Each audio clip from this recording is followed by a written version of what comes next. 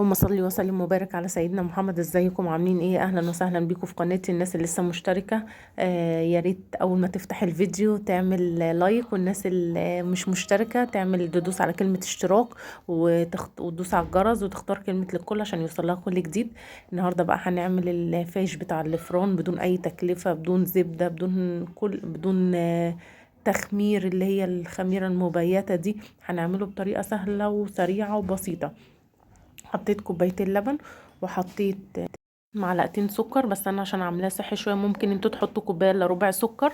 وحطيت كوبايتين لبن، وحطيت معلقه خميره كبيره، وحطيت كيلو دقيق، وحطيت كوبايه حاجه بسيطه كده زيت، وحطيت معلقه كركم كبيره. انا الكركم بتاعي شايفه ان لونه مناسب، فعشان كده ما حطيتش كتير منه. لو انتوا لون الكركم بتاعكم مش حلو ممكن تحطوا معلقتين كبار. وسبتها بقى. هنا هم ما شاء الله بعد ما خمر، شايفين طبعا التخمير باين عليه، ولا احتاج ان احنا نعمل له خميره بايته من قبلها بيوم، ولا احتاج قصص ولا التعب اللي بنعمله، ولا احتاج زبده ولا سمنه ولا اي حاجه. يعني بقل التكلفه ممكن تعملوها، واصلا اللي بيتباع في الفران ولا بيحطوا له زبده ولا سمنه ولا اي حاجه. هبتدي بقى ادهن هنا الصينيه بتاعتي كده بشويه زيت، واخد العجينه. بص بقى، في تشكيل ممكن يعني تعملوه بطريقتين. اول حاجه ممكن تحطوا العجينه كلها في الصينيه وتفردوها، وبعدين نبقى نقطعه شرايح. بس انا فضلت النهارده اللي انا اعمله قطع كده، سواء شرايح مستطيله او دايره مدوره، بحيث ان هو يطلع لما اجي اقطعه زي اللي بنشتريه من الفرن كده بالظبط، ليه الحروف بتاعته كده ليها لون، بدل ما يبقى متقطع بسكينه زي لما افرده في الصينيه كامل. هنبتدي هنا نفرده. بصوا ما شاء الله العجينه طريه، بتاخد الوضع معانا بكل سهوله. هو انا عملت الحجم ده، وهبتدي بقى اعمل اتنين كده صغيرين جنبيها. وبعدين بكون انا مولع الفرن على درجه حراره عاليه، واروح مدخله بسيبه يخمر تاني شويه. ما تنسوش اهم حاجه لازم التخمير يخمر تاني شويه. بعد ما يخمر تاني وهو في الصينيه، بروح مدخلاه بقى الفرن وعلى نار عاليه ويستوى. ما بياخدش وقت طويل، بس اهم حاجه في الاول تكون النار عاليه، وبعدين تهدوا النار عليه عشان يستوى كويس. وبعد ما بيستوى بطلعه من الفرن كده، واسيبه بقى لتاني يوم. لازم يبرد، اهم حاجة في التوست ده ان هو لازم يبرد، عشان لو عملناه وهو سخن هتلاقوه فرافيت ومش هتعرفوا تقطعوه ولا هتعرفوا تشتغلوا فيه خالص. فلازم ان احنا نسيبه لتاني يوم يبرد، وبعدين نبتدي نقطعه. بصوا هنا بعد ما سبته اهو اختمر، بصوا على تاني ازاي. هبتدي بقى ادخله الفرن كده. انا اهو يعني الدايره اللي كنت عاملاها خليتهم كده احسن مستطيلات، بحيث ان انا اقطعه بكل سهوله. وهو اختمر عندي، هتشوفوه على تاني عن وضعه ده اهو. بصوا على ازاي، مش هدوس عليه بقى خالص. وهبتدي ادخله الفرن وهطلعه بكل سرعه. هتشوفوه حلو ازاي. بصوا اهو كده ما بياخدش لون جامد، لان احنا لسه هنخبزه تاني. هو كده استوى خلاص وخد لون من تحت. هبتدي بقى اسيبه يبرد خالص اهو. بصوا هبتدي بقى اسيبه يبرد خالص، وتاني يوم رحت قايمه بدات. لازم اهم حاجه تكون سكينه مشرشره، لان السكينه المشرشره هي اللي هتديله التقطيع كويس. وكده بارد معايا خالص، وجبت القطاعه بتاعتي، وهبتدي بقى اقطعه الحجم اللي انتوا عايزينه. في ناس بتحبه عريض، قطعه عريض. انا قطعته شرايح نفس بتاعه الفرن بالظبط كده مستطيله.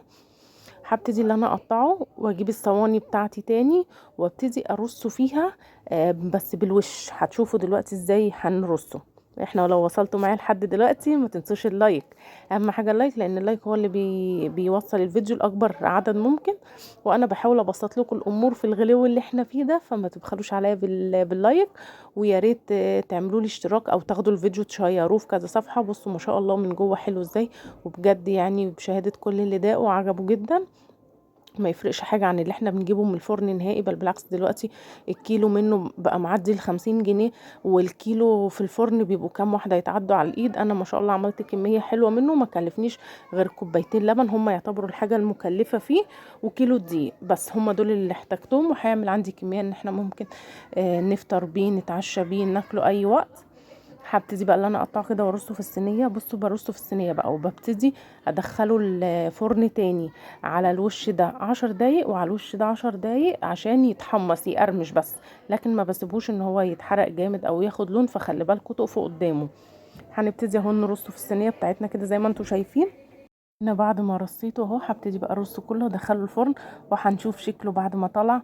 انا مبهوره بصراحه بالنتيجه بتاعته وباقل تكلفه وما كلفناش نفسنا كتير. حاولوا تتعبوا شويه، الحاجه بقت غاليه جدا وربنا يعين الناس كلها على اللي هي فيه، فحاولوا على قد ما تقدروا تبسطوا. حتى الاولاد لو حشيتوهم يعني في الصبح كده حشيت لهم وحده الفايز دي ولا التوست دي حتة جبنة، هياكلوا ويشبعوا منها مع كوباية الشاي. فأنا شايفة ان هو سواء لكبار سواء لأطفال دي حاجة مناسبة جدا في ظل الحاجة اللي غالية اللي في السوق دلوقتي. وما تكسلوش وتشتروا من الشوارع حاجات جاهزة، هو ما فيهوش غلبة ولا فيه تعب. والناس كلها بتتعلم من بعضيها، مش عيب ان انتوا تتعلموا وتعملوا وتجربوا مرة. وهو اصلا ما فيهوش يعني، مش هقول لكم ان النتيجة هتطلع مرة وحشة ومرة حلوة، لا النتيجة ان شاء الله هتطلع مظبوطة. فما تكسلوش عن الحاجة واشتغلوا في بيوتكم واعملوا عمروا بيوتكم بالخير كله في ظل الظروف اللي احنا فيها دي. هنبتدي بقى دلوقتي نشوف شكله بعد ما طلع من الفرن. هنا اهو ده شكله كده، هندخله الفرن بعد ما قلبته على الناحية التانية. كده قلبته على الوشين، هنطلع بقى بالنتيجة دي النهائية. بصوا لونه حلو ومقرمش، قرمشته حلوة وطعمه حلو. اتمنى تجربوه، الناس اللي تجربوا تقول لي رأيها فيه ايه. وما تنسوش اول ما تفتحوا الفيديو تعملوا لايك عشان الفيديو يوصل لاكبر عدد. بصوا مقرمش ازاي، بوريكم قد ايه هو مقرمش. مع السلامة، استنوا الفيديو الجاي.